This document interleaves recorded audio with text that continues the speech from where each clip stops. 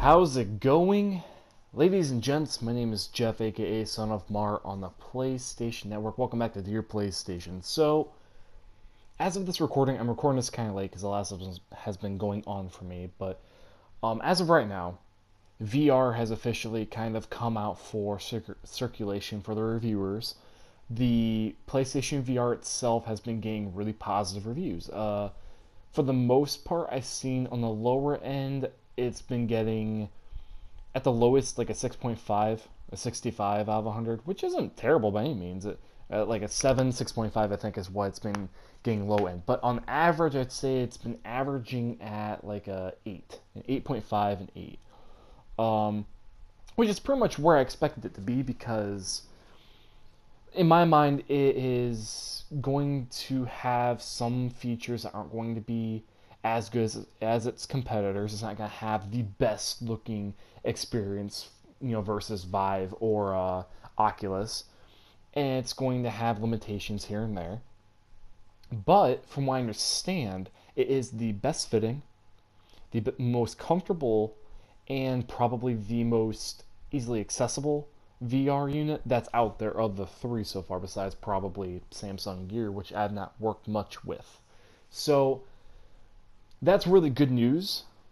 I'm glad that the actual unit is getting really positive reviews, and it seems like the lineup that has come out so far for VR has been pretty okay. I mean, I didn't expect Rush of Blood to be anything great. I expected it to be an on-rails shooter very akin to the 90s, like Area 51, where you literally are just on rails and you're shooting stuff. And it's just in the theme of Until Dawn. It's not going to be scary. It's just going to be kind of like a game. It's going to be a fun little shooter game in the universe of Until Dawn, but it's not going to be a horror game. And for what it seems like, for the most part, that's what it is. Nothing more, nothing less. So it's not bad. It's just not great. And that's fine. Same could be said of VR Worlds, but VR Worlds is a different case because from what I've been seeing, the London Heist, which is pretty much Sony London's VR version retelling of The Getaway, it seems like, and from all intents and purposes, it is almost like an extension of The Getaway, except with VR and first person and everything. That has been heavily well received. Like a lot of people are very, very happy with it. They're impressed with it. It's probably the keynote game for the VR worlds, and a lot of the games that are out right now for VR anyway. Whereas the what is it space not spaceball like a racquetball or whatever, which is basically ping pong, but you have to use your head with the VR unit on to like repel it. That's pretty much all it is. And it seems like it's okay from what I've seen. It's like, alright, that's fine. Deluge looks cool, but it doesn't really impress me that much. I mean, it seems interesting. It seems like a cool usage of kind of showing off a different version of what the VR games could be going forward. Kind of the same thing with the headball thing and Headmaster, but it's just showing off different dynamics of the VR. There's nothing really concrete with any of those. Much like the Ocean Descent game, which isn't even a game on VR World, it's just like an experience that lasts 30 minutes or something like that, which is again fine. It showcases what more story driven experiences could be. Like actual sunlight on VR, what that could be like, or not maybe actual sunlight, but a Telltale game in VR, what that could be like, right? So, with that in mind, the other game, I forget the name of it right now, but it's like a space game, and it's like a first person mech alien shooter kind of game, and it seems really, really interesting. And it seems like it's quite a bit of fun. So, that one and London Heist look and seemed like they were the two that were heaviest. Like, people really, really dug them on Worlds and really wish they were their own standalone thing. Almost like a more fleshed out game, and especially the London Heist. From what I've been told, or not told, but what I've read and what I've heard, the London Heist should have been just a full blown VR getaway game, and people would have fucking bought the shit out of it. Honestly, I would have too. Even though I think that a third person, a return of the actual getaway would be sick in its own right anyway. But whatever. So getting kind of back into the groove of things. Batman Arkham seems like it's pretty cool. It's not perfect by any means. It's just another experience, which is I'm gonna get to it here. What I'm gonna try and derive towards here in a second, but it's another experience. Seems like it's solid. Nothing great, but nothing terrible either. It's just a solid experience, a solid game for VR, and it makes you feel like Batman in a way, and that's awesome. Um, Thumper, from what I've heard, is actually a horror title that's extremely good. Super Hypercube, heavily well received. People really like that. Tumble, I think, is getting really well received, along with uh, there's one other game that's getting pretty well received right now on PlayStation VR, I think, but I can't remember the name of it right now. Um, I do know that Riggs is coming, um, and we should be hearing about how Riggs is doing here soon, along with Eve Valkyrie. I think Eve Valkyrie is doing alright, but I can't remember what its reviews are. But Riggs should be getting a review here coming soon, in the next few days probably, along with a few other games like Battlezone and whatnot. So if I so this whole episode, I want to focus on VR and kind of a my interpretation of VR. I've kind of touched on it in the past and talked about it, but I really want to focus on it in this episode. Because I really haven't done, I think, an episode focused on strictly VR, and it makes sense to do it now, I guess. So I had VR pre-ordered previously, and I was actually going to go all in on it, and I was going to buy it as a launch title. I decided not to, and I actually didn't do it because I didn't believe in VR. I actually am fully on board with VR. I think that VR is going to be a brand new way of playing games. It's not going to replace current gaming. It's just a new way to experience it. And I'm excited to try it and excited to play it. That being said, I kind of took a step back and I realized $500 is quite a bit for someone that just started doing a, you know, out of college job. I don't quite, I could do it, but it would put me in a very weird financial situation, especially since there are a lot of games coming that I really want.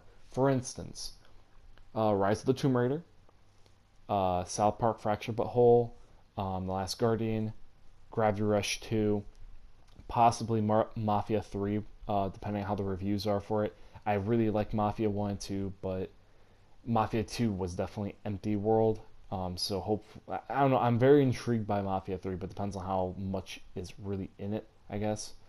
And there's a few other games I'm kind of keeping an eye on, but overall, those are pretty much the big games. And then kind of going back in checking out games I haven't gotten around to yet, like Volume, Nuclear Throne, Catherine, which I have played, but I won't play it myself on my own PS3 at some point.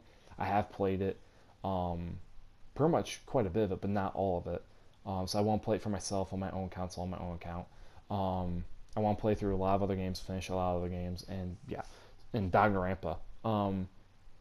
So that was the reasoning behind why I canceled my order, right, for VR. But part of me was also very hesitant for jumping on board too quickly. I wanted to see how the overall first 3 months would go. So for me, taking a kind of a step back and watching the current lineup do how it's been doing, it's actually kind of reassuring because I'm like, you know what? I made a good decision for me right now. None of these games right now are to die for yet. Except for maybe Riggs. Riggs is the only one I could see that really could be the big game for VR to really kind of make people go, fuck, I need that game. And honestly, I mean, that was half the reason why I pre-ordered VRs because Riggs looked amazing to me. It looked so much fun. Um, and then you combine it with all the other games, and then Res Infinite. I mean, there's just so much to it, right? And I plan on getting Res Infinite anyway, but I can't wait to play it with VR. So, PlayStation VR to me, it's going to be a really interesting situation because I think that Sony is going much more into this than it did with Move, than it did with 3D. And the reason why I think that, some people might disagree that they might think that this thing might get abandoned like the Vita did. The Vita was a weird situation because the Vita was the in-between step of the new Sony taking over after the PS3 era Sony, right?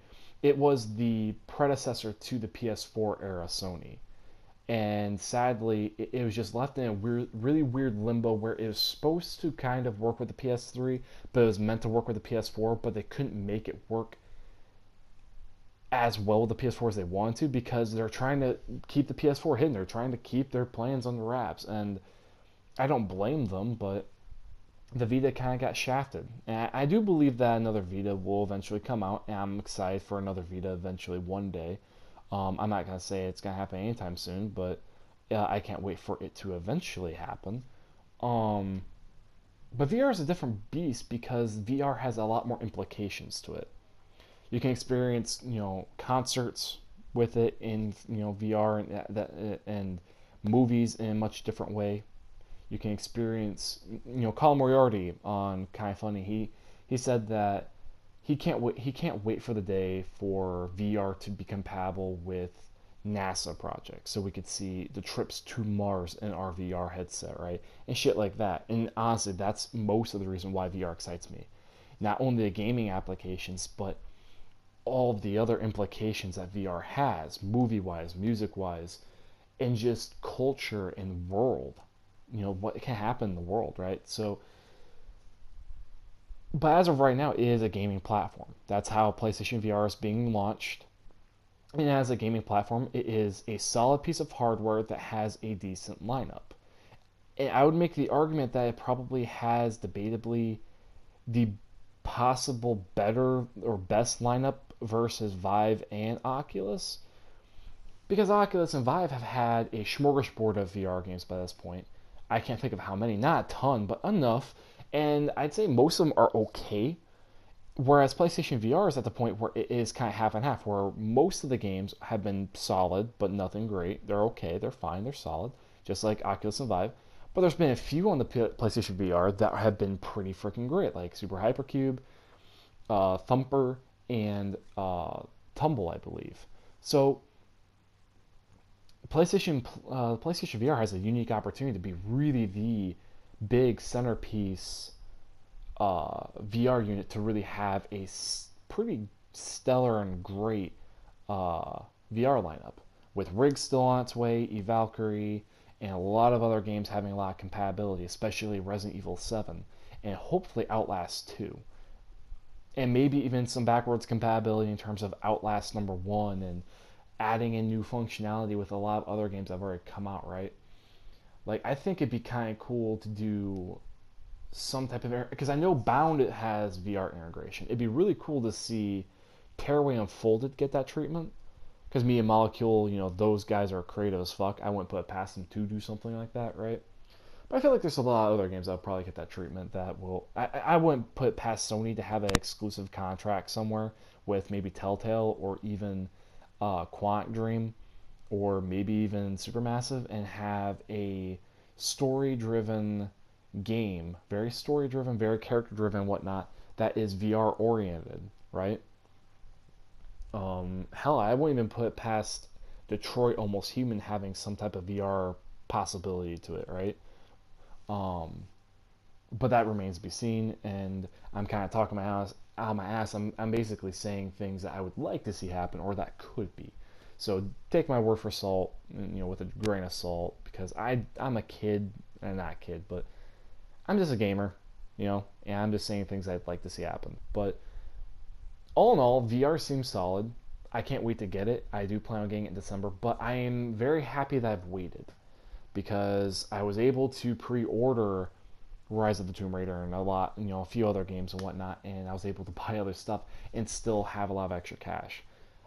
I would say for right now, a lot of you that might be thinking about getting VR, hold off for a little bit. Just make sure it's something you really want to do. If you have the opportunity to test it, test it. I don't in my area, but if you have the opportunity, fucking take advantage of it.